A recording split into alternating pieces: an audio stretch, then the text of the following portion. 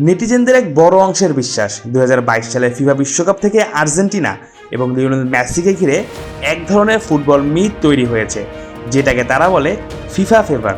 কাতার বিশ্বকাপে আর্জেন্টিনার শিরোপা জয়ের পর থেকেই বিতর্কটা ধীরে ধীরে সোশ্যাল মিডিয়ায় ছড়িয়ে পড়ে। কেউ বলেছে গুরুত্বপূর্ণ মুহূর্তে পেনাল্টির সিদ্ধান্ত আর্জেন্টিনার পক্ষে গিয়েছে, কেউ আবার অফসাইড বা রেফারিং সিদ্ধান্তকে কেন্দ্র করে সন্দেহ তুলেছে। ফুটবল বিশ্লেষকরা যথার্থ বিশ্লেষণ করলেও সোশ্যাল মিডিয়ার স্টোরিলাইনটা কখনোই থামেনি। আর এখন 2026 সালে চলমান বিশ্বকাপেও সেই পূর্ণ গল্পই যেন আবার নতুন করে লেখা হচ্ছে। আর্জেন্টিনা যতই এগোচ্ছে ততই অনলাইন দুনিয়ার আবার জোরালো হচ্ছে সেই একই আলোচনা, ফিফাকে আর্জেন্টিনাকে সুবিধা দিচ্ছে। আর এই পরিস্থিতির মধ্যে আর্জেন্টিনা শিবিরের সবচেয়ে বড় মুখ দলের কোচ লিওনেল স্কালোনিকে পড়তে হয়েছে এক কঠিন প্রশ্নের সামনে। রাউন্ড অফ 32 এর আগে কেপ ভার্দের বিপক্ষে ম্যাচকে সামনে রেখে প্রেস কনফারেন্সে সাংবাদিকরা তাকে সরাসরি জিজ্ঞেস করেন 2022 থেকে শুরু হওয়া এই ফিফা ফেভার থিওরি এবং চলমান বিশ্বকাপের পুনরাবৃত্তি নিয়ে তার মতামত কি। শান্তি ক্লিক ফ্যান, প্রশান্তির হাওয়া ছড়িয়ে যাবে সবখানে। স্কালোনির উত্তর ছিল একেবারে শান্ত কিন্তু শার্প।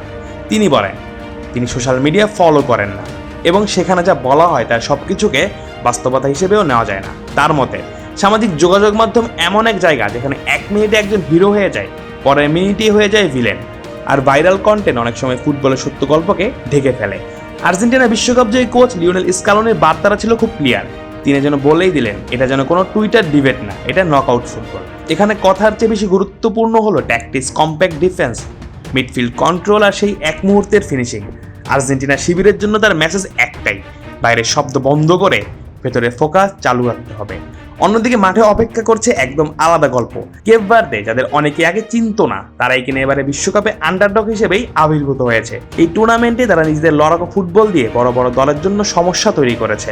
তাদের গেম প্ল্যানটা খুব পরিষ্কার, ডিফেন্স ডিসিপ্লিন, মাঝমাঠে প্রেসিং আর সুযোগ পেলেই দ্রুত কাউন্টার অ্যাটাক। আর নকআউট ফুটবলে ফর্মুলাই অনেক সময় জায়ান্ট কিলার বানিয়ে দেয়। আর্জেন্টিনার জন্য ম্যাচটা অনেকটা মেন্টাল ব্যাটল। বিশ্ব চ্যাম্পিয়ন এসে মাঠে নামা এক জিনিস, আর সেই ট্যাগ নিয়ে প্রতিদিন চাপ সামলানো আরেক জিনিস। প্রতিপক্ষ জানে আর্জেন্টিনাকে হারানো মানে পুরো টুর্নামেন্টের সবচেয়ে বড় চমক দেওয়া।